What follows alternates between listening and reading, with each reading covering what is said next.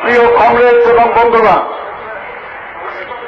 আজ 1 মার্চ এরকম একদিনে স্বৈরাচারী এরশাদের বিরুদ্ধে বিপ্লবী গণ আন্দোলনের কর্মসূচি, 15 দল আহত হরতাল এবং শ্রমিক কর্মচারী ঐক্য পরিষদ আহত 24 ঘন্টার ধর্মঘটের কর্মসূচি পালন করার সময় মধ্যরাতে আদমজীতে শ্রমিকদের ভেতরে মিছিল করার সময় সরকারের দালাল এরশাদের দালাল গুন্ডা বাহিনী হাতে নির্মমভাবে হত এবং পরবর্তীকালে ঢাকায় এনে মেডিকেল কলেজে নিহত কমরেড তাজুল ইসলামের স্মৃতি স্মরণ করার জন্য আমরা আজকে প্রতি বছরের মতো এখানে সমবেত হয়েছি। প্রত্যেক বছর এই দিনটি পালন করা অত্যন্ত গুরুত্বপূর্ণ এবং তার প্রাসঙ্গিকতা এখনো 16 আনা বিরাজমান। আমি সবসময় বলেছি, তাজুলের মৃত্যু ছিল একটা বর্বর নৃশংস হত্যাকাণ্ড এবং সেই মৃত্যু বিভৎসতা আমাদেরকে স্তম্ভিত করেছিল, সমস্ত জনগণের আন্দোলনকে নতুন জাগরণে উদ্বুদ্ধ করতে সক্ষম হয়েছিল। এই মৃত্যু একটা মহৎ মৃত্যু, কিন্তু এই কথাও ঠিক, তার মৃত্যু যেমন মহান, তার জীবন ছিল তার চেয়েও কম মহান নয়। ইউনিভার্সিটির সর্বোচ্চ ডিগ্রি অর্থনীতিতে এমএ পাশ করে সমস্ত চাকরি বাকরির প্রলোভন ছেড়ে দিয়ে তিনি চলে গিয়েছিলেন আদমজীর শ্রমিকদেরকে সংগঠিত করার জন্য।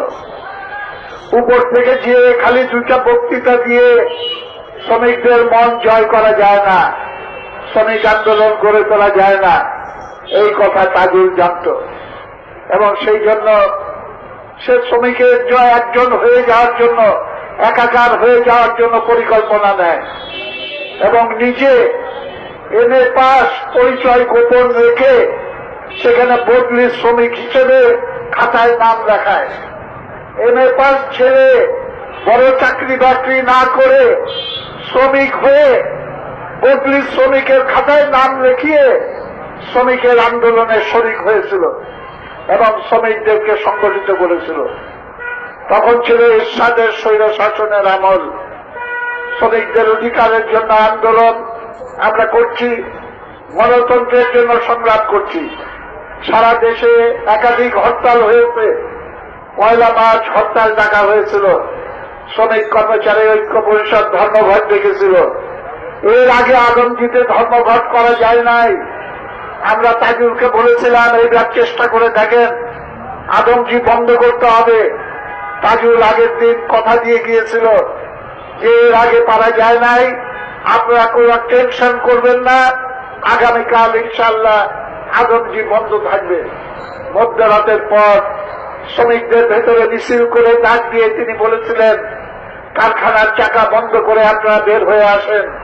শ্রমিকরা বের হয়ে আসা শুরু করেছে, তখনই ঘাপটি মেরে থাকা গুন্ডা বাহিনী তাকে হত্যা করার জন্য লাঠি বল্লম এবং ছুরি চাকু নিয়ে তার উপরে নৃশংস হামলা চালায় এবং তার ফলে সে শহীদ হন। এবং এমএ পাস ছেড়ে বস্তিতে থাকত, শ্রমিকের বস্তিতে, ঢাকা বাজু, এবং তার স্ত্রী নাসিমা ইসলাম ওদের সন্তান, তাকে নিয়ে বস্তির ঘরে বসবাস করত। বাচ্চাকে দুধ কিনে দেওয়ার পয়সা ছিল না। এইরকম ত্যাগী লোক, তারাই পারে শ্রমিকের ভেতরে জাগরণ সৃষ্টি করার জন্য। তাই তাজুলের জীবন থেকে শিক্ষা গ্রহণ করুন। এখানে তরুণ প্রজন্মের যারা আছে তাদেরকে আমি বলি যে আপনারা এমএ পাস, বিএ পাস, বড় বড় শিক্ষা যারা গ্রহণ করেছেন, তারা অন্তত একটা প্রজন্ম আমাদের দেশের শ্রমজীবী মানুষের মুক্তির জন্য নিজেকে উৎসর্গ করে সেই রকম জীবনের উদাহরণ দৃষ্টান্ত অনুসরণ করে অনুপ্রাণিত হয়ে আপনারা কাজে ঝাঁপিয়ে পড়ুন। তাজুল এখনো প্রাসঙ্গিক, কেননা এখনো শোষণ বন্ধ হয় নাই, এখনো শ্রমিকের মুক্তি অর্জিত হয় নাই। যতদিন সমাজতন্ত্র না প্রতিষ্ঠিত হবে, যতদিন মানুষের উপরে মানুষের শোষণ বন্ধ না হবে, শ্রমিকের অধিকার প্রতিষ্ঠিত না হবে, তাজুলের এই রক্ত পতাকা হাতে নিয়ে হাজার হাজার লক্ষ লক্ষ তরুণ এই সংগ্রাম এগিয়ে নিয়ে যেতে বদ্ধপরিকর। তাজুল এখনো প্রাসঙ্গিক, কেননা আমাদের দেশের ভেতরে আমরা দেখতে পাই ৭১ আমরা যুদ্ধ করেছিলাম, রাজাকারকে হটিয়ে পাক হানাদার বাহিনীকে পরাজিত করে দেশকে স্বাধীন করেছিলাম।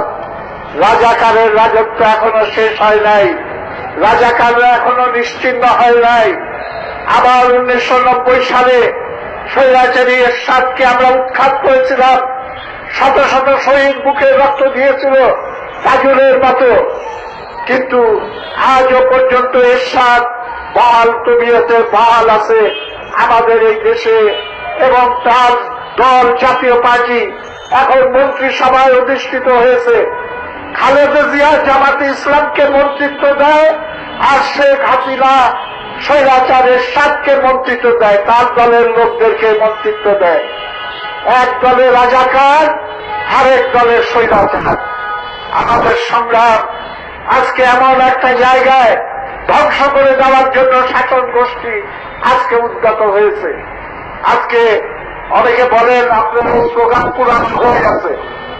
এরশাদের দলের লোক খালি ১৪ দলের সঙ্গে আছে তাই না, তার দলের সেকেন্ড ম্যান মমদুদ আহমেদ তিনি এখন বিএনপির নেতা, আর ওইদিকে আওয়ামী লীগ জামাতে ইসলামের জন্য দরজা খুলে দিয়েছে এবং হেফাজত ইসলামের সঙ্গে তারা মহব্বত করে তার সঙ্গে রাজনৈতিক ঐক্য গড়ে তুলেছে।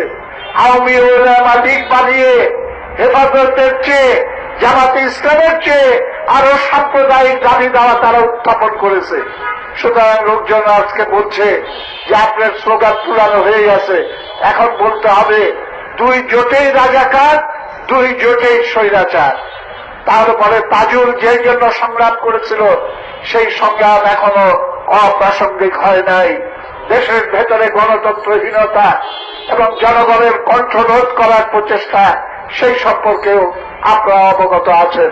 তাই বছর বছর খালি তাজুলকে আমরা স্মরণ করব তাই নয়, প্রত্যেক বছর তাকে স্মরণ করার ভেতর দিয়ে আমরা শপথ গ্রহণ করব, যতদিন সাম্প্রদায়িকতার উচ্ছেদ না হয়, যতদিন গণতন্ত্র সুপ্রতিষ্ঠিত না হয়, যতদিন শোষণের শেষ চিহ্নটুকু আমরা আমাদের সমাজ এবং রাষ্ট্র থেকে উচ্ছেদ করতে না পারি, যতদিন মুক্তিযুদ্ধের ৪ নীতি গণতন্ত্র, ধর্মনিরপেক্ষতা, জাতীয়তাবাদ এবং সমাজতন্ত্র আমরা প্রতিষ্ঠা করতে না পারি, তাজুলকে আমাদের অনুপ্রেরণার উৎস হিসেবে আমরা সব সময় আমাদের সম্পদ হিসেবে আমাদের মাথার উপরে থাকবে, আমাদের পথ প্রদর্শক হিসেবে থাকবে।